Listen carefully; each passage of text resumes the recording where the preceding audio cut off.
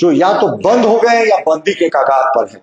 तो अब स्पेन से माननीय मुख्यमंत्री जी अगर निवेश लाने की बात कर रहे हैं, जहां का खुद इंडस्ट्री जो है वो स्ट्रगल कर रहा है, तो ये बड़ी अतिशोक्ति की बात होगी। हाँ, स्पेन में ये बुल फाइटिंग और स्पेनिश फुटबॉल लीग का सीजन है, आगे कुछ कहने की आवश्यकता नहीं है, आप खुद समझ सकते हैं।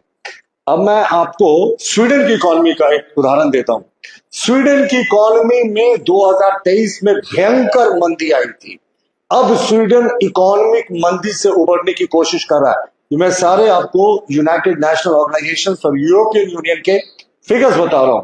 यहां जो है वो ऑटोमोबाइल और सर्विस सेक्टर, इस पे दो मूल जगहों पर स्वीडन की इकोनॉमी निर्भर है।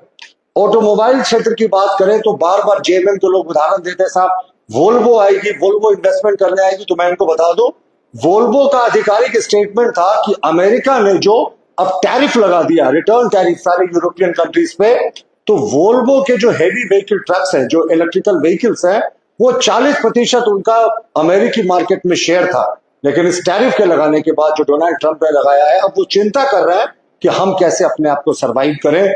तो वो किन परिस्थितियों में इंडिया आएंगे, इस पर बड़ा संदेह है। और हमारा माननीय मुख्यमंत्री जी से यह भी आग्रह होगा कि जब वो जा रहे हैं स्वीडन, तो एक बार स्टॉकहोम जरूर जाएं। स्टॉकहोम स्वीडन का एक बड़ा प्रसिद्ध शहर है, वहां बोफोर्स कंपनी का हेडक्वार्टर है। बोफोर्स वही कंपनी है जिसने इनके गठबंधन के सहयोगी दल कांग्रेस जब सरकार में थी, तो अब तक के इतिहास का सबसे बड़ा डिफेंस घोटाला हुआ था 155 मिलीमीटर के हॉजर गनों में। तो एक बार वहां भी मुख्यमंत्री जी को दर्शन करके आना चाहिए कि भ्रष्टाचार की गंगा किस तरीके से यूपीए सरकार में वहां से बही थी। इकोनॉमी की बात करें तो 2023 के जीडीपी में अगर हम स्वीडन की बात करें तो 0.7 से 1.2% जो है वो गिरावट आई थी। 2024 में वो बढ़ने की कोशिश कर रहे हैं। मैं ये आंकड़े थोड़ा आपको इसलिए पेश कर रहा हूं कि जिस देश की इकोनॉमी सुदृढ़ होती है वही बाहर जाकर निवेश करने की सोचता है।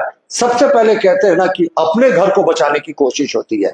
स्वीडन और स्पेन आज तक बड़े देशों का या बड़े राज्यों का कोई प्रतिनिधि मंडल नहीं गया है।